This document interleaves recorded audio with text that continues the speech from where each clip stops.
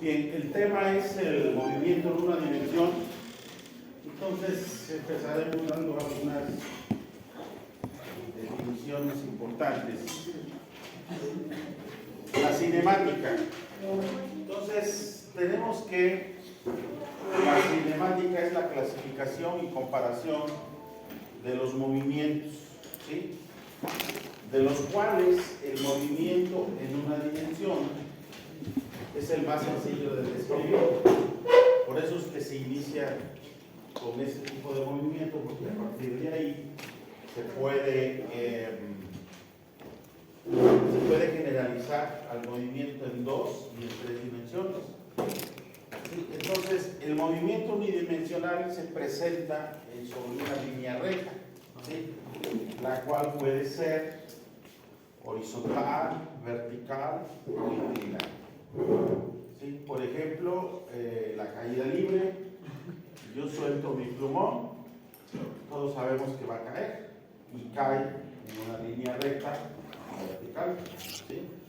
Si yo, por ejemplo, empujo mi borrador aquí, el movimiento que realiza es un movimiento unidimensional porque el borrador está confinado a moverse sobre el riel del pizarrón. Entonces, es un movimiento en una dimensión y es de tipo horizontal. ¿Cuál sería el movimiento inclinado? Pues, por ejemplo, imaginen ustedes que yo agarro la mesa y la inclino, ¿sí? Entonces, dejo rodar mi plumón y realizo un movimiento en forma inclinada en línea recta. En este caso se va chueco por las rugosidades que tiene mi plumón. Pero si fuese, por ejemplo, una pelota, una canica, un balín, tendería a irse en línea recta. Pero esa línea recta tiene cierta inclinación. ¿Okay? Entonces, ese es el movimiento en una dimensión. ¿Ok? Tiene esas 3 variantes. Puede ser horizontal, vertical o inclinado. ¿Sí? Ese tipo de movimiento, por lo general, es generado por una fuerza. ¿Sí? Y las fuerzas siempre tienden a acelerar o a frenar los objetos, ¿sí? De tal forma que pueden invertirles la dirección de movimiento, ¿sí? Ejemplo, otra vez mi borrador. Si yo le aplico una fuerza, ¿qué es lo que le va a pasar a mi borrador? Que está confinado a moverse aquí. Se empieza a mover en esta dirección, pero no logra llegar hasta allá. ¿Por qué razón? Porque se frena, ¿sí? Entonces se frena porque hay otra fuerza aquí presente que nadie la está aplicando, pero siempre está presente, que son las fuerzas de fricción. Entonces, las responsables de que los objetos se aceleren o se frenen son precisamente las fuerzas, al grado de que incluso pueden cambiar su dirección de movimiento original, ¿sí? Si yo tuviera aquí una pelota y la pongo a rodar sobre el piso, su dirección de movimiento es hacia allá, ¿sí? Pero como llega y choca con la puerta, ¿qué le va a pasar a la pelota? Va a rebotar y su dirección de movimiento se invierte, ¿sí? Su dirección original era hacia allá, llega y choca y su dirección se invierte. Ese choque que sufre con la puerta le ejerce una fuerza a la pelota, ¿sí? Entonces son las responsables de acelerar, frenar o invertir la dirección original de movimiento, ¿sí? Otra situación importante es que en física nosotros siempre usamos el término partícula, ¿sí? Entonces, una partícula es una idealización de la física, de tal manera que todos los objetos los consideran como partículas. ¿Qué quiere decir eso? Bueno, una partícula para la física va a ser un objeto, el que ustedes se quieran imaginar, pero la física va a suponer que es un objeto que tiene masa y que toda esa masa está concentrada en un punto, ¿sí? Entonces, por eso es que siempre, cuando estamos estudiando problemas de física, siempre decimos que considere una partícula, suponga que tenemos una partícula, cuando el concepto de partícula en realidad es que el objeto material al que yo me estoy refiriendo es un objeto en donde no voy a tomar en cuenta su extensión, ¿sí? Por ejemplo, yo, para la física, soy una partícula. ¿Por qué? Porque si me muevo hacia allá, yo me muevo como si toda la masa de mi cuerpo estuviese concentrada en un solo punto. ¿Okay? Ese es el concepto de partícula. Ya visto desde otro contexto, partícula, pues sabemos que significa muchas otras cosas, ¿no? Ustedes han escuchado, por ejemplo, en las noticias cuando dicen hay contingencia ambiental en la Ciudad de México porque el nivel de partículas suspendidas es de tantas partes por millón, ¿sí? ¿Sí lo han escuchado? Entonces, cuando dice partículas suspendidas se refiere al polvo contaminante que anda en el ambiente, ¿sí? Ese polvo se genera principalmente por la actividad del ser humano, la actividad antropológica, que son las fábricas, los humos de los autos, el viento, todo eso se mezcla, ¿sí? Y entonces lo que anda en nuestro ambiente pues es un conglomerado de partículas, pero esas sí son partículas materiales, son polvos, ¿sí? Y dependiendo del tamaño de esas pequeñas partículas que andan por ahí volando, es que las estaciones que miden la concentración determinan si hay muchas partículas por unidad de volumen. Es cuando dicen vamos a declarar una contingencia ambiental porque la cantidad de partículas suspendidas está sobrepasando la norma, ¿sí? Y sabemos que hay partículas de diferentes tamaños, ¿no? Por ejemplo, hablando por ejemplo simplemente de los automóviles y los camiones. Los camiones que funcionan con diésel, por ejemplo, al quemar el diésel generan partículas mucho más finas que las partículas que genera la gasolina. Entonces, ¿eso a dónde nos lleva? Pues que un camión es mucho más contaminante que un automóvil, ¿sí? ¿Y por qué? Porque al ser más finas, traspasan el sistema respiratorio, ¿sí? Hay partículas que solo se logran quedar aquí en los vellos que tenemos en la nariz. Generalmente son partículas de 5 micras hacia arriba, de 5 a 10 micras, que es el tamaño más o menos que generan las partículas que emiten los escapes de los automóviles.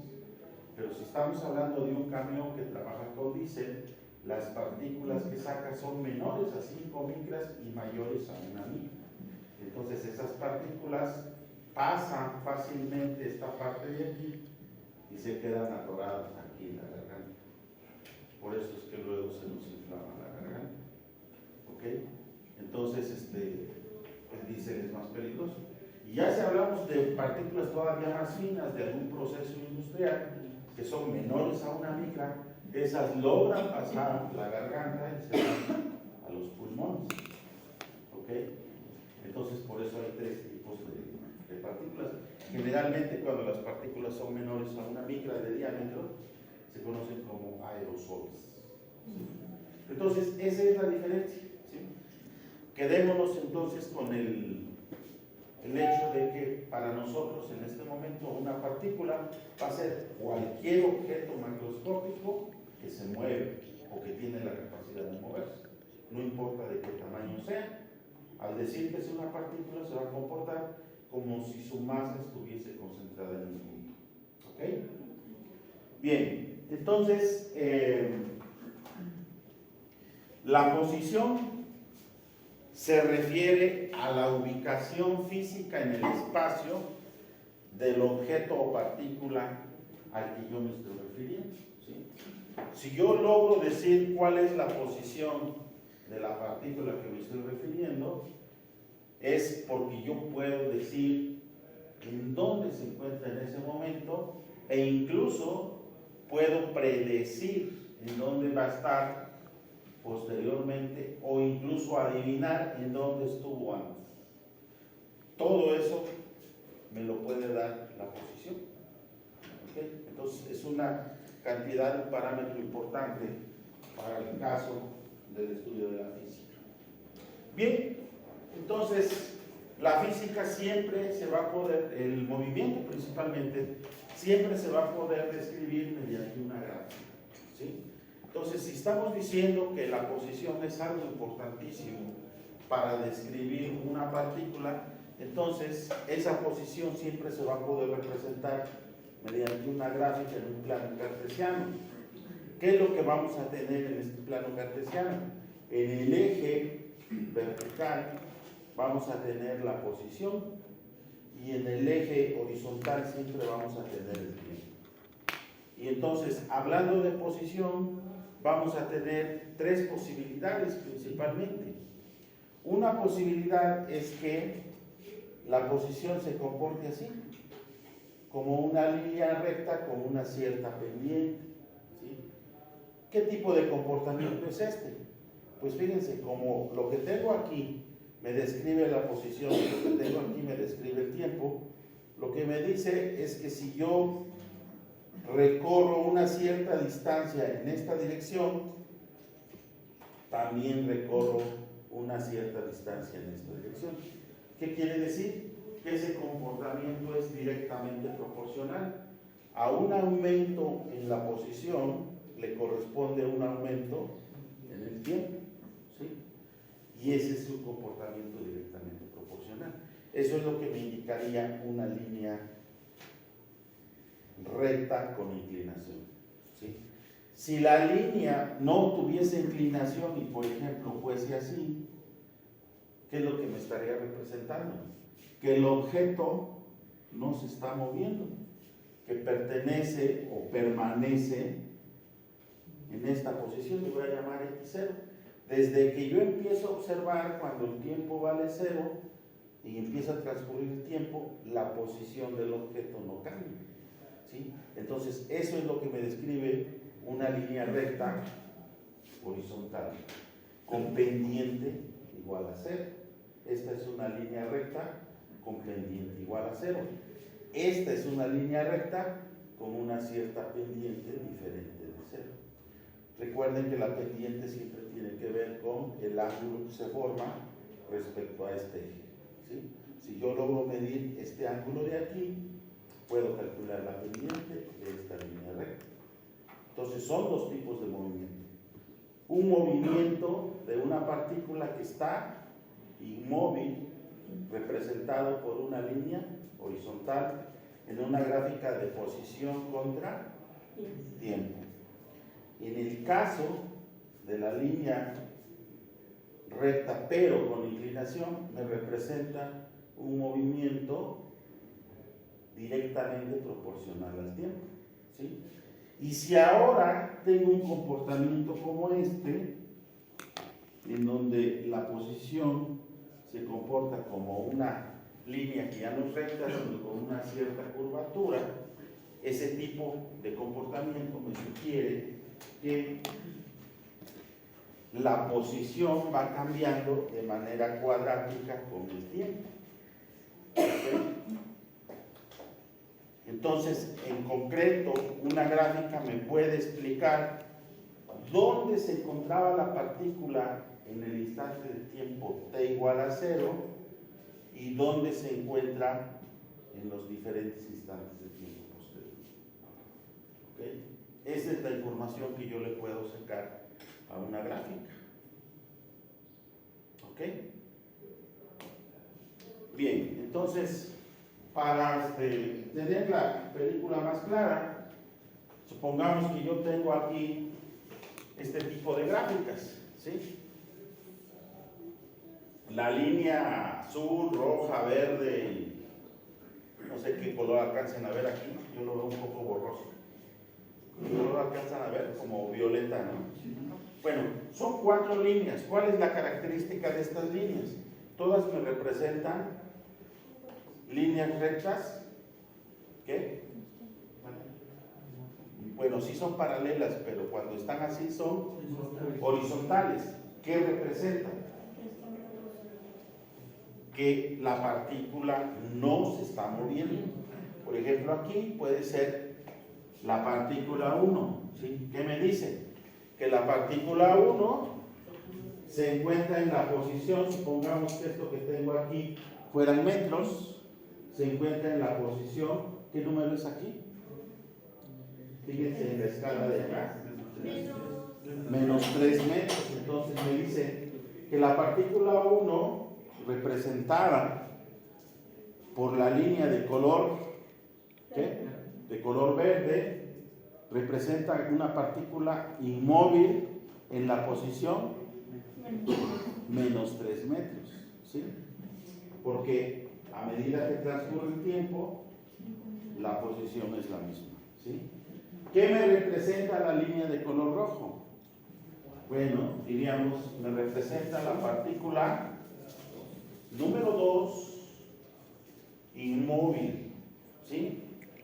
En la posición x igual a menos 1 metro, ¿sí? Porque en cualquier instante de tiempo la posición es la misma. Entonces ahí está aquí decir. ¿Qué me representa la línea de color azul?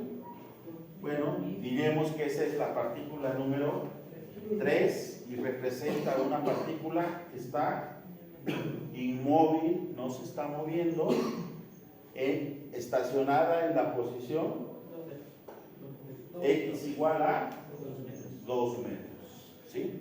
Y finalmente, la línea de color morado representa la partícula número 4 que está inmóvil en la posición x igual a 4.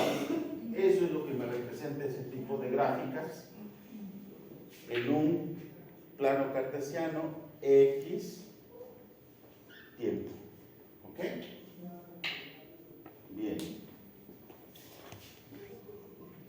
La siguiente. Otra vez, ¿cómo son las líneas de colores? Horizontales. ¿Qué representan las líneas horizontales? En la gráfica de posición contra tiempo, que está en reposo la partícula. Entonces, si yo supongo que esta es la partícula 1, entonces digo, según mi gráfica, ¿la partícula 1 está moviéndose? No. La partícula 1 está inmóvil en la posición x igual a ¿qué? No. En la posición 0, en el origen. Está estacionada en el origen de mi sistema de coordenadas. El origen del sistema de coordenadas siempre es el punto donde se cruzan los dos ejes. Ese es el origen del tiempo y el origen de la posición. Desde donde yo voy a describir a qué distancia se encuentra un objeto, ¿sí? Supongamos que yo aquí donde estoy parado lo tomo como el origen de mi sistema de referencia, ¿sí? Entonces, teniendo claro eso, yo puedo decir a qué distancia se encuentra el compañero de la gorra negra medida desde aquí, ¿sí? Y también puedo decir a qué distancia se encuentra el compañero de la gorra color de rosa medido desde aquí, ¿sí? Y entonces la posición que yo voy a describir desde este punto de vista, desde este punto de referencia, no va a ser lo mismo si ahora cambio mi sistema de referencia. Si ahora digo, ya no va a ser mi sistema de referencia aquí donde estoy parado, sino el sistema de referencia va a ser ahí donde está el bote de la basura, ¿sí? Entonces la posición del compañero cambia porque cambia el sistema de referencia y la posición del compañero cambia porque ha cambiado el punto de referencia. Bien, entonces fíjense, otra vez, regresando a eso y aclarando esto del punto de referencia, entonces diremos que la partícula 1, de acuerdo a la línea recta de color rosa, me indica que la partícula 1 está inmóvil, no se está moviendo y se encuentra en la posición x igual a 0. ¿En qué intervalo de tiempo? En el intervalo menos 5, entre menos 5 y menos 2, la partícula está en la posición x igual a 0. Si esto lo describo como la partícula 2, ¿qué me indica esta gráfica? Que la partícula 2, representada por la línea de color azul, me indica que esta partícula está inmóvil en la posición x igual a 1 en el intervalo de tiempo entre menos 2 segundos y el origen 0. ¿Sí? Finalmente, la línea de color rojo, ¿qué me representa? Me representa una partícula que la identifico como la partícula número 3, representada por una línea de color rojo, y me indica que esa partícula número 3 está inmóvil en la posición x igual a 3 metros en el intervalo de tiempo de 0 a 5. ¿Ok? ¿Sí? ¿Se va entendiendo? Para eso me sirven las gráficas, para describir, sacar la información. Ahora supongamos que tengo lo siguiente. Otra vez, lo que tengo aquí, fíjense, ahora le cambié, estoy hablando de velocidad, pero supongamos que seguimos con posición.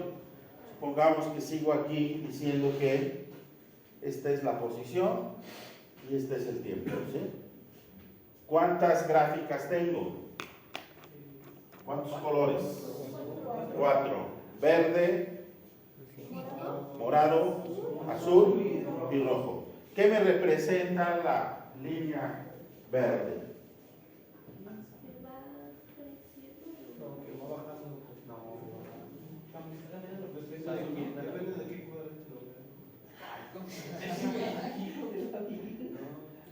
¿Cómo se mide el tiempo? De menos a más, ¿no?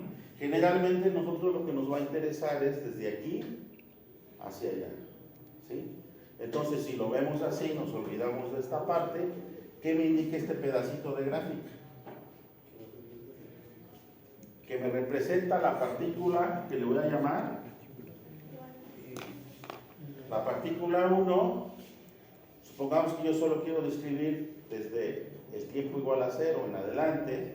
No me interesa el pasado, porque esto es lo que me indicaría, ¿no? El pasado. Y este es el instante de tiempo en el que yo empiezo a medir. ¿Cómo mido el tiempo? Pues puede ser con mi reloj, con una cámara, con un video, etcétera, etcétera, etcétera, ¿no? Entonces, es el instante en el que yo empiezo a observar, ¿sí? Entonces, ¿qué me representa la línea de color verde? A partir de 0 segundos. Que esa partícula se está moviendo, ¿sí? Porque cuando el tiempo era 0, ¿en dónde estaba? En 3 metros. Cuando ha transcurrido medio segundo, ¿a dónde se encuentra ahora? En 3.5. ¿Sí? Aquí 2, 2.5, 3, 3.5.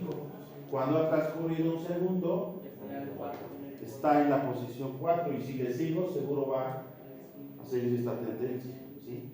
Entonces, a ver, ¿cómo lo pueden decir? La gráfica verde me representa la partícula número 1 que se está moviendo, ¿sí?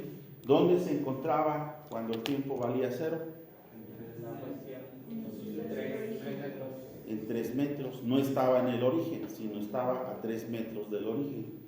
Y a partir de ahí se sigue moviendo, se desplaza cantidades iguales en tiempos iguales. Eso es lo que me indica esto. A ese tipo de movimiento se le conoce como movimiento directamente proporcional, ¿sí? Un aumento de tiempo de medio segundo me da un aumento de ¿cuántos metros? De medio metro. Dejo que transcurra un segundo completo, aumenta 1 metro. Es un comportamiento directamente proporcional. Entonces, cada que yo tenga curvas así, bueno, curvas, pues en el sentido estricto esta es una curva, es una línea recta, ¿sí? Entonces, si la línea que describe la gráfica es una línea recta, el comportamiento es directamente proporcional, ¿sí? ¿Qué me representaría la gráfica número 2? Me representaría una partícula cuyo movimiento es, ¿cómo? ¿Cómo dijimos que es? Directamente proporcional, la distancia es directamente proporcional al tiempo. ¿Qué me indica la gráfica? Que cuando el tiempo era cero, ¿en dónde estaba la partícula? En el origen, en cero. Cuando el tiempo transcurre medio segundo, la partícula está a medio metro. Cuando ha transcurrido un segundo, la partícula está a 1 metro de distancia del origen. Cuando ha transcurrido 1.5, la partícula se encuentra en la posición 1.5 y así sucesivamente. Comportamiento directamente proporcional. La curva de color azul, vamos a llamarle, que me representa la partícula número 3, que me indica que cuando el tiempo valía 0, ¿dónde se encontraba la partícula? En el origen. Y cuando transcurre un segundo, ¿en dónde se encuentra la partícula? Aquí.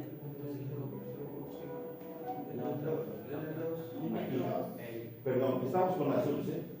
Entonces, cuando el tiempo vale 0, la partícula está en el origen. Cuando transcurre medio segundo, la partícula está a 1 metro de la posición de referencia.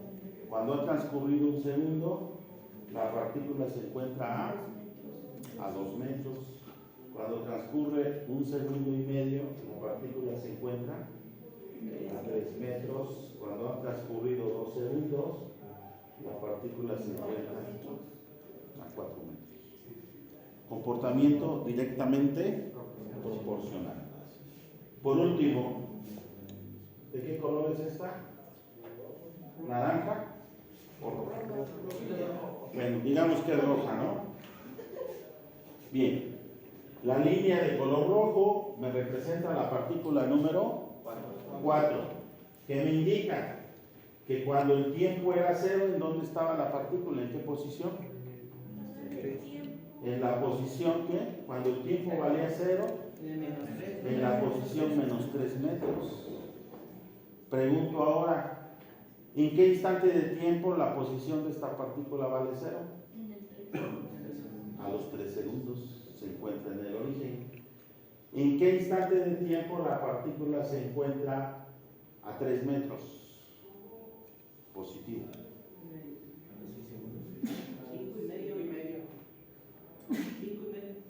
Dije 3, ¿no? 3. A los 6 segundos. ¿Sí? A los 5 segundos, ¿dónde se encuentra la partícula? A 2 metros. A los 4 segundos, ¿dónde se encuentra la partícula? A 1 metro. A 1 segundo, ¿dónde se encuentra la partícula 4? En la posición menos 2. A 7 segundos, ¿dónde se encuentra la partícula número 4? En la posición 4 metros. ¿Sí? Entonces se dan cuenta cómo de ver la gráfica de ahí puedo sacar la información. Sí. Es sencillo cuando tengo un movimiento directamente proporcional. ¿Sí? Bueno, la tercera variante pues es la parte curva, ¿no? ¿Qué me indica esto? Que la posición depende de manera cuadrática del tiempo. Entonces es un movimiento de caída libre o de tiro parabólico, movimiento en 2 dimensiones. Y que me indica, por ejemplo, la partícula gráfica de color rojo, vamos a suponer que me representa la partícula 1, ¿sí? ¿Cuál es el comportamiento de la partícula 1? Su posición, la posición de la partícula 1 cuando el tiempo vale 0, ¿dónde es? ¿Dónde estaba la partícula? En menos 2 metros. ¿En dónde se encuentra la partícula cuando, digo, en qué instante de tiempo la partícula se encuentra en el origen? ¿En qué instante de tiempo? Sería este punto, ¿no? Ahí se encuentra en el origen y aproximadamente es como 1.4, ¿no? Entonces, cuando han transcurrido 1.4 segundos, de acuerdo a esta gráfica, la partícula se encuentra en la posición igual a 0, en el origen. ¿Sí? Cuando han transcurrido 2 segundos, ¿dónde se encuentra esa partícula? En la posición 2. Cuando han transcurrido 2 segundos y medio, la posición de la partícula está en 4. Entonces fíjense cómo ahora ya no es un comportamiento directamente proporcional. Porque fíjense, de aquí para acá, ¿cuánto creció en posición? 2 metros, y en tiempo solo creció 0.6 segundos. Nos quedamos que este era 0.4. Entonces ya no hay proporcionalidad, porque el comportamiento es cuadrático, es un comportamiento parabólico. Igualmente de aquí para acá, solo transcurre ¿cuántos segundos de aquí para acá? Medio segundo. ¿Y cuánto crece? Crece de aquí hasta acá. Creció 2 metros. Entonces el crecimiento en posición ya no se corresponde con el crecimiento en el tiempo. Hay un desbalance ahí. Esa es la característica del movimiento que tiene comportamiento cuadrático. La gráfica de color verde, ¿qué me indica? Que la partícula de color verde, cuando el tiempo valía 0, ¿dónde estaba? En el origen. Cuando transcurre 1 segundo, ¿en dónde se encuentra la partícula? ¿En la posición qué? 1 metro. Cuando transcurren 2, ¿en dónde se encuentra la partícula? En la posición 4. Entonces fíjense, un aumento de 1 segundo me lleva a un aumento de ¿cuántos metros? De 1 a 4. Entonces otra vez ya no hay proporcionalidad. ¿Sale? Finalmente, esta partícula de color azul, representada por esta curva, ¿qué me indica? Cuando el tiempo vale 0, la partícula se encuentra en la posición 1. Cuando ha transcurrido 1 segundo, la partícula se encuentra en la posición 2. Cuando han transcurrido 2 segundos, la partícula se encuentra en la posición 4, y así sucesivamente. Entonces tampoco hay proporcionalidad. ¿Ok? Entonces esa es la información que nosotros podemos sacar de las gráficas. Y ya si lo generalizamos, aquí solo hemos estado hablando de posición, pero también se puede hablar en este eje de velocidad y también se puede hablar de aceleración. ¿Sí? Entonces en su momento vamos a llegar a esa parte. ¿Queda más o menos claro esto? Bien. Entonces, todo esto que acabamos de describir con gráficas, obviamente se puede sacar esa información de una tabla, ¿sí?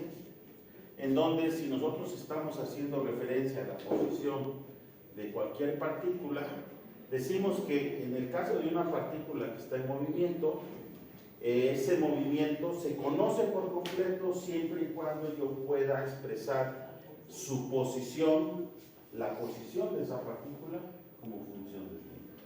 ¿Sí? Entonces, puede darse el caso que a lo mejor lo que yo estoy haciendo es un experimento de laboratorio donde pongo objetos a mover y voy midiendo cada segundo en donde se encuentra y entonces voy generando una tabla de valores. por ejemplo aquí, imagínense que yo tengo en este experimento 6 diferentes posiciones de un pequeño auto que estoy jugando con él y digo voy a registrar sus diferentes posiciones a medida que voy transcurriendo el tiempo. Entonces, cuando empiezo a medir es el instante de tiempo t igual a 0. Entonces yo digo que en ese instante de tiempo el auto que yo estoy estudiando ya se encuentra en una posición a 30 metros del origen que yo estoy tomando como referencia. Dejo que transcurran 10 segundos y observo que el auto ya está más lejos, ya se encuentra a 52 metros. Dejo que transcurran otros 10 segundos y observo que el auto ahora se ha acercado, ya está en la posición 38. Cuando llega al segundo número 30, observo que el auto está en el origen. ¿Qué es lo que me indica esto? Que el movimiento de este objeto es que va de ida y de regreso. ¿Sí? Pasa por el origen, transcurren otros 10 segundos y ahora ya se encuentra atrás de mí en una posición negativa. A los 50 segundos todavía está más lejos. Entonces quiere decir que este automóvil está haciendo un recorrido de ida y vuelta. Y entonces todo eso se puede registrar en una tabla de datos. Y después que tengo la tabla de datos, puedo hacer una gráfica, porque ya tengo aquí el tiempo y ya tengo aquí la posición. ¿Cómo me quedaría eso? Pues así. Si yo me agarro representando los 6 pares ordenados que tengo ahí, aquí tendría el primer par de valores representados por la letra A, me representaría este punto, el punto B, el punto C, el punto D, el punto E y el punto F. Entonces, esta gráfica, por supuesto que aquí puedo unir los puntos en línea recta o hacerlo de manera suave, que esto es lo que más se asemeja al movimiento original de ese vehículo. ¿Sí? Quiere decir que realiza un viaje de ida y de regreso, pasando por el origen. Eso es lo que me indica esta gráfica. ¿Y en qué tiempo transcurre? En un tiempo de 50 segundos. ¿Ok? ¿Se entiende la gráfica? Bien.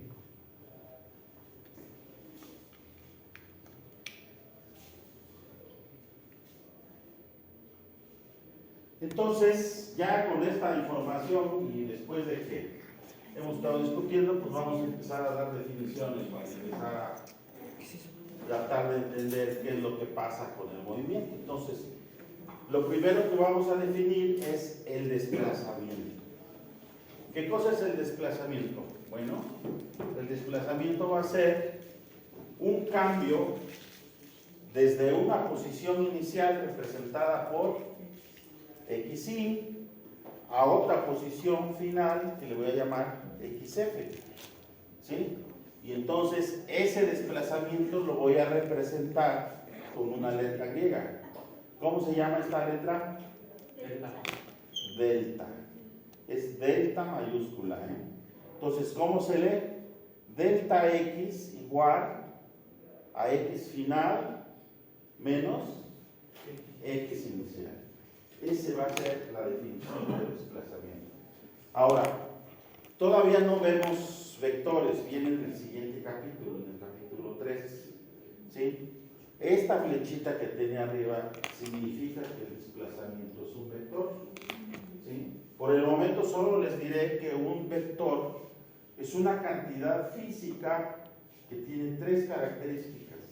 Posee magnitud, dirección y sentido. Ese va a ser un vector. ¿Sí? Generalmente muchas de las magnitudes físicas se comportan como vectores. Por ejemplo, la velocidad. ¿Sí? la velocidad es una cantidad vectorial, porque para determinar perfectamente una velocidad necesito decir cuál es su magnitud, ¿sí?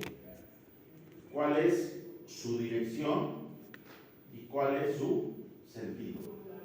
Entonces, por eso es que la velocidad, porque no basta con que yo diga, ese auto se mueve con una velocidad de 40 metros por segundo.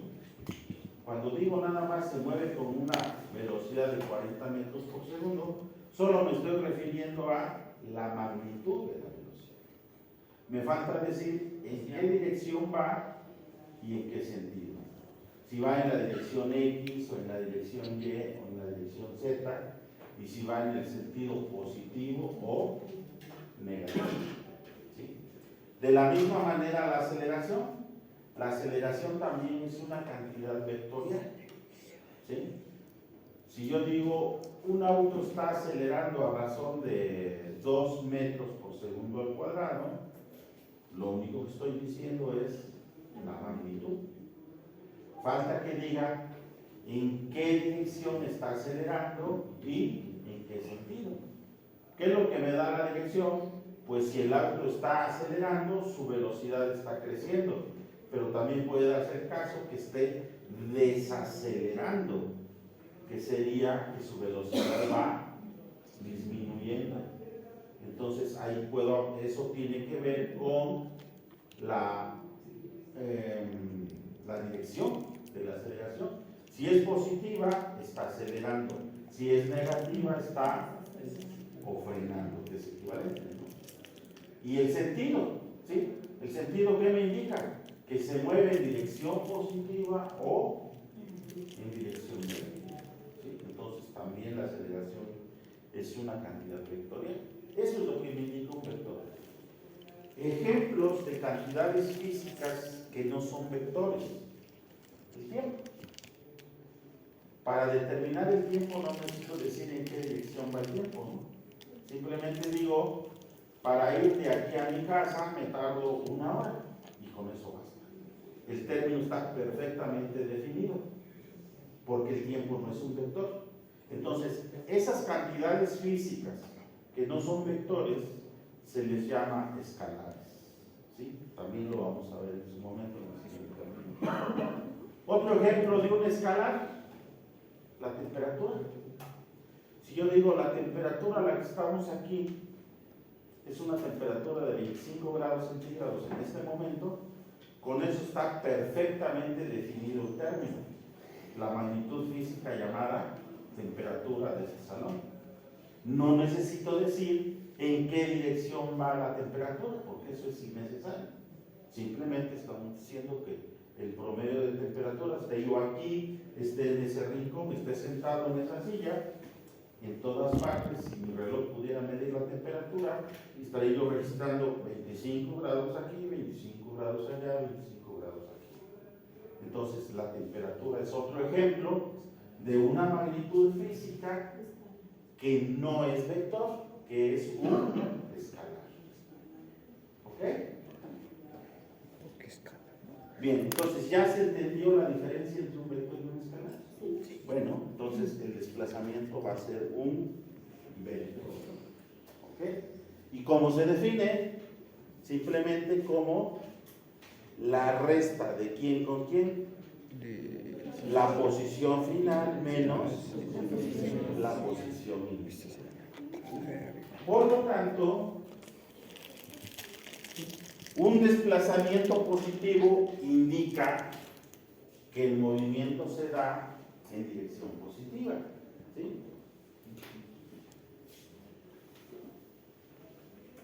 Por ejemplo, el auto en el punto A al tiempo t inicial 0 se encuentra en la posición 30 metros y se mueve a la posición del punto B en la posición final 52 metros, correspondiente a un tiempo final de 10 segundos. Entonces, ¿cuánto vale su desplazamiento? Pues calculo su desplazamiento, ¿no? Si el auto solo se está moviendo desde el punto A hasta el punto B, y en el punto A estaba a los 30 metros y en el punto B se encuentra a 52 metros, este es A y este es B, ¿cuánto se desplazó?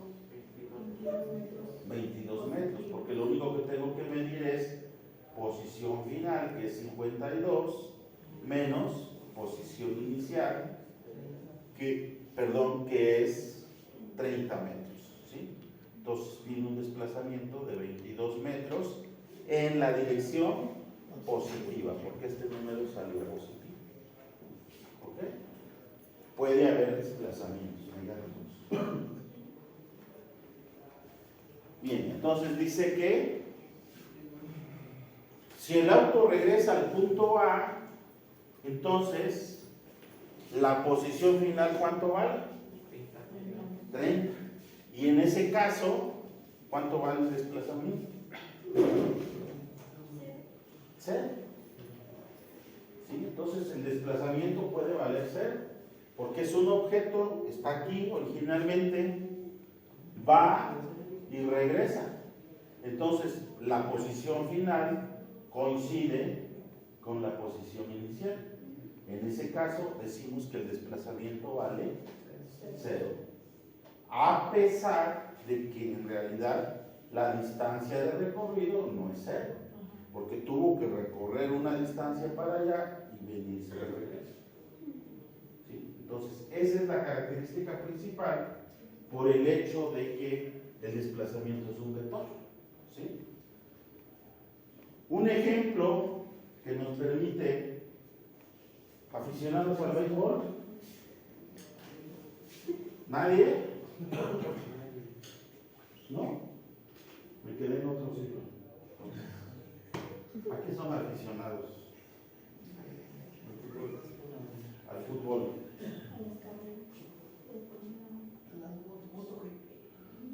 ¿Las carreras de motos o de autos? De autos.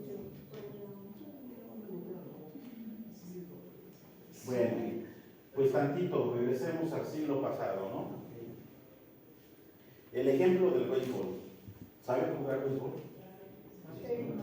¿En qué consiste cuando alguien anota una carrera? Que tiene que recorrer todas las bases para que cuente con una carrera. ¿En qué casos el bateador hace este recorrido? ¿Cuándo qué sucede? Cuando conecta un jonrón. ¿Qué es jonrón? Que la bola la saca del campo, ¿no? Ese es un jonrón. Entonces agarra, le pega, ¡pum! Se va hasta allá, entra por aquí. Entonces el bateador tiene que hacer este recorrido. ¿Cuál es su posición inicial del bateador? 0. ¿Aquí en dónde? ¿Cómo se llama esto? El home, ¿no? En el caso del béisbol. El bateador está en home y conecta un jonrón, hace este recorrido. Entonces, ¿cuánto vale su desplazamiento? 0, porque la posición final coincide con la posición inicial. A pesar de que cuántos pies recorre según los gringos, 360 pies es lo que mide el recorrido del home a la primera base, a la segunda, a la tercera y de regreso al home. Son 360 pies. Pero el desplazamiento es nulo. ¿Sí? Ustedes, cuando salen de su casa en la mañana, si tomamos como punto de referencia el punto donde salen de su casa, y al rato cuando regresen a su casa, ¿cuánto vale su desplazamiento? 0. Aunque todo el día recorren, andan por ahí paparoteando, ¿no? Hay quien sale de su casa, va a la parada del micro, de la parada del micro llega a la parada del metro, se sube al metro, llega a Indios Verdes, y de Indios Verdes toma otro camión, etcétera, etcétera, etcétera, ¿no? Hace un recorrido de no sé cuántos intervalos, pero al rato cuando regrese a su casa, ¿cuánto va a valer su desplazamiento? 0.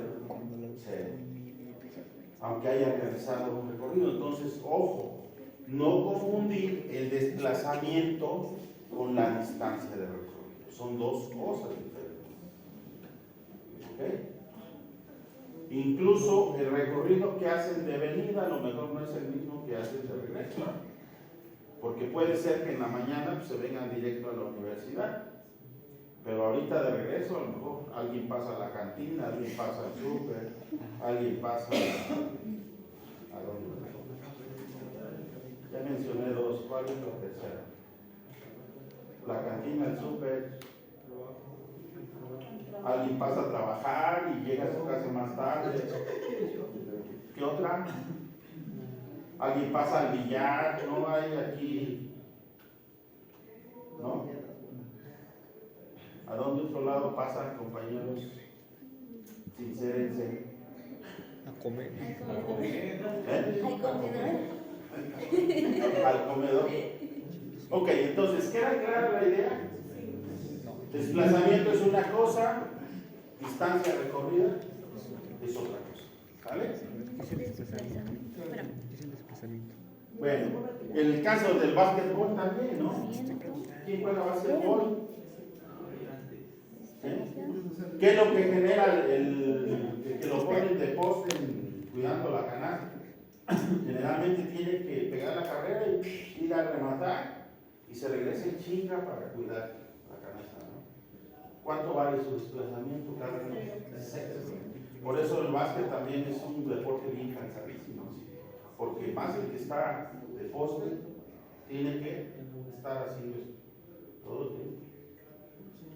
¿Sí?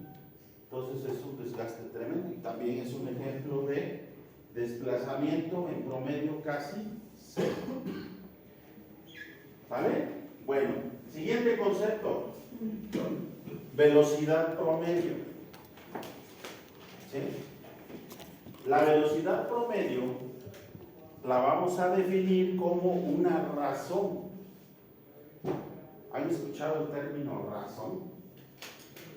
No me refiero a la razón de quién tiene la razón de razonar, sino la razón vista como un ente matemático.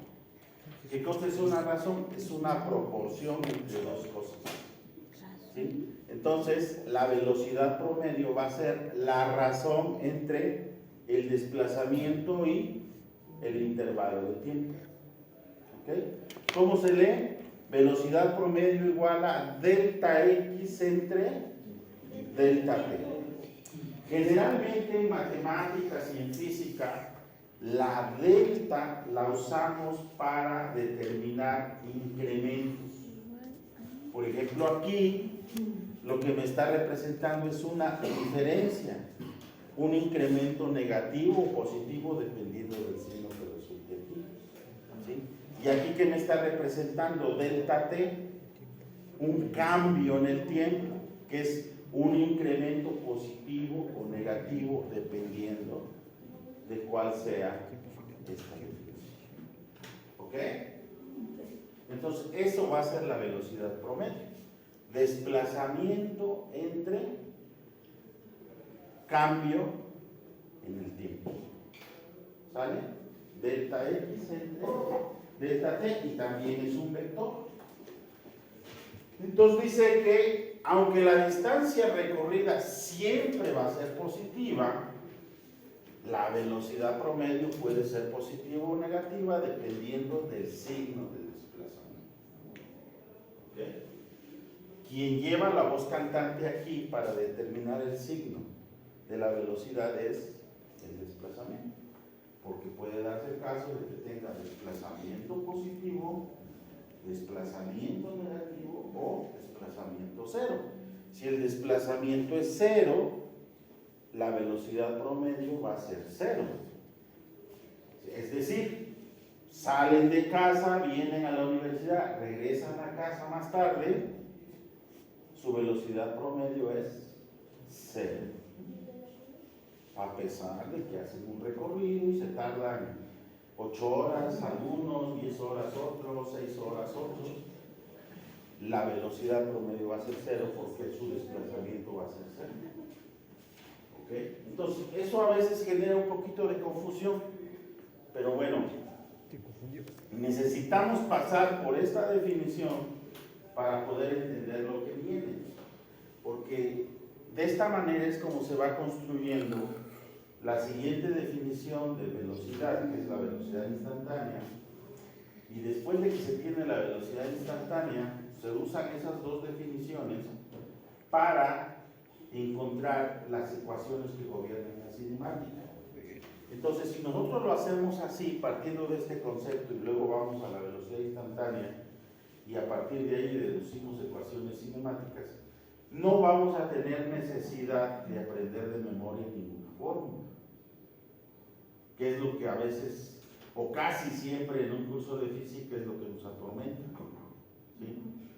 Dicen, ya va a ser el examen y no me sé las fórmulas. Y lo primero que están diciendo, maestro, ¿va a permitir formulario? ¿Y qué les dice el maestro? Oye, pues si no estamos en un curso de cocina, ¿no? Aquí no necesitas fórmulas, aquí lo que necesitas es pensar, no necesitas memorizar. Entonces, esta es una manera, hay más formas, pero esta es una de las maneras más sencillas de que ustedes mismos deduzcan las ecuaciones, sepan de dónde vienen, para que en su momento pues, todo el mundo se acuerde. Una vez que sabes deducirlas, pues ya no necesitas memorizarlas.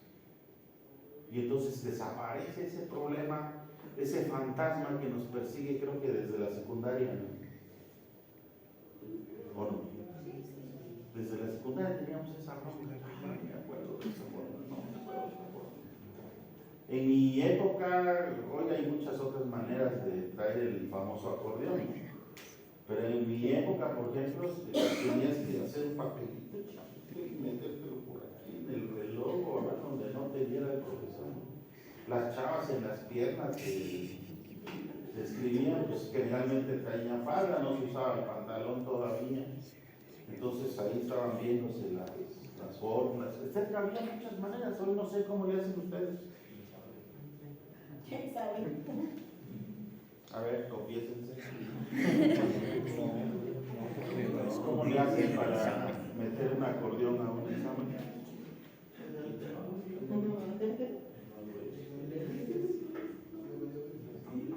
¿En qué año? En 1990, esto que conocemos hoy en día como el WhatsApp y el Wi-Fi, por ejemplo, los chinos ya lo tenían. Entonces, los chinos que venían a estudiar principalmente a Estados Unidos, ya traían eso de que se podían comunicar con otros estudiantes vía teléfono. ¿Sí? Había unos dispositivos que ellos manejaban, no me acuerdo cómo se llaman, los famosos beepers o algo así. ¿Sí han escuchado hablar de los beepers? Bueno, para ellos se llamaba de otra forma, ¿no? Aquí nosotros los conocimos como beepers. Pero los estudiantes chinos ya tenían ese tipo de herramienta y entonces se pasaban la información entre estudiantes. Por ejemplo, alguien que venía a estudiar a la Universidad de California y sabía que su paisano de la misma ciudad estaba estudiando en Chicago, por ejemplo, la Universidad de Chicago, entonces le dejaban su tarea y mediante el beeper ya le decía, oye, me dejaron este ejercicio, el 20 del capítulo tal de tal libro, y aquel le decía, no, pues yo ya lo tengo, me lo pasó otro fulano, y por ahí se pasaba la información. ¿Sí? Los chinos eran muy dedicados en ese aspecto, ya después fueron aprendiendo a hacer pues ven que ahorita todo copian, ¿no? Ya todo lo hacen ellos también, ya no necesitan copiar nada. Pero en esa época los mandaban a estudiar aquí para que aprendieran a fusilarse lo que estaban haciendo acá, porque pues Estados Unidos les llevaba a la delantera. Entonces ellos venían a aprender cómo copiar. Y una de ellas pues era a través de estas herramientas. Pero desde finales del siglo XX ya existían maneras de que se estuvieran pasando información. Y entonces había una red de chinos en todo Norteamérica. Creo que el mismo gobierno los conectaba, ¿no? Porque el gobierno sabía quién salía. Ven que en China estaba bien restringido para que salieras. Tenías que ser muy inteligente o tenías que ser muy influyente con el gobierno chino. Si no, no podías salir de China. Entonces los mandaban estudiantes, ya les decían, mira, hay tantos estudiantes en California, tantos estudiantes en el Tecnológico de Massachusetts, tantos estudiantes en Columbia, tantos estudiantes en todas las universidades tenían una red en donde todos estaban pasando las tareas de formación para que a nadie lo reprobaran y tuvieran tiempo para dedicarse a hacer. Es un vector, la velocidad promedio va a ser un vector. Entonces fíjense aquí, si nosotros calculamos la velocidad promedio entre intervalos de tiempo, casi todo el tiempo vamos a estar encontrando valores diferentes. Imaginen ustedes que yo quiero calcular aquí la velocidad promedio que hay del punto A al punto B. Si aplico mi definición, ¿qué sería?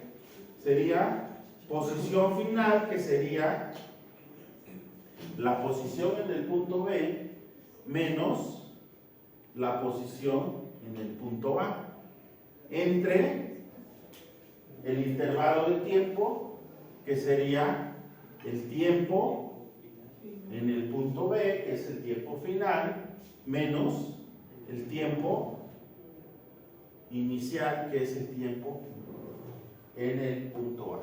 ¿Cómo me queda esta velocidad promedio? ¿Cuánto vale la posición en el punto B? Ahí está la tablita. 52 metros menos la posición en el punto A. ¿Cuánto vale la posición en el punto A? 30 metros. Sobre, ¿cuánto vale el tiempo final en la posición B? 10 segundos menos 0 segundos. Por lo tanto, la velocidad promedio entre el punto A y el punto B, ¿cuánto va a ser? 52 menos 30 me da 22 sobre 10. 22 metros sobre 10 segundos, y esto me da 2.2 metros sobre segundo. Esta es la velocidad promedio al ir de A a B. Pero fíjense qué sucede si yo calculo la velocidad promedio desde el punto A hasta el punto E. ¿Cómo me quedaría? Entonces veamos, ahí está mi tablita. Posición final sería la posición en el punto E menos la posición en el punto A, entre el tiempo en el punto E menos el tiempo en el punto A. Y entonces observo, la posición en E es menos 37 metros menos la posición en A, que es 30 metros sobre el tiempo E, que es 40 segundos menos 0 segundos. ¿Cuánto es esto?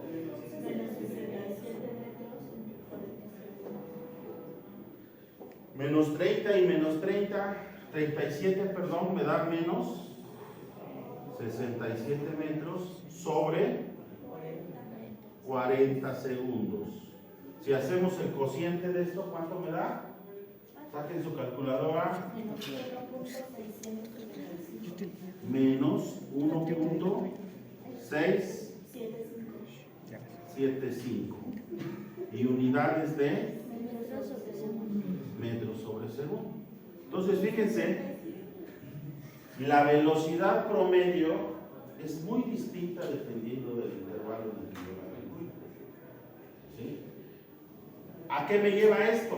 Que es necesario calcular la velocidad instantánea, porque la velocidad promedio nada más me da información entre intervalos, pero no me permite decir qué sucedió en el inter. Es decir, por ejemplo aquí, entre el instante de tiempo cero y los primeros 10 segundos, yo no sé qué velocidad tenía cuando había transcurrido un segundo, cuando iban 2 segundos, cuando iban 3.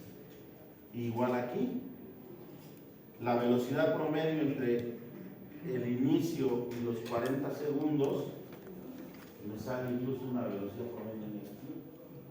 Entonces, esa es útil nada más en pedacitos pequeños. Entonces, lo que vamos a hacer mañana es que estos intervalos de tiempo los vamos a ir haciendo cada vez más chiquitos, más chiquitos, más chiquitos, hasta que lleguemos a que estén muy juntos los tiempos, y entonces la velocidad promedio que se va a definir, si este tiempo y este están muy juntos, se convierte en una velocidad instantánea, que es lo que en realidad medimos todo el tiempo. Por ejemplo, los velocímetros de los autos, lo que miden es la velocidad instantánea, no la velocidad promedio. Pero bueno, ya se acabó el tiempo y vamos a continuar el día de mañana. ¿Okay? ¿Quién se equivocó? No, ya no.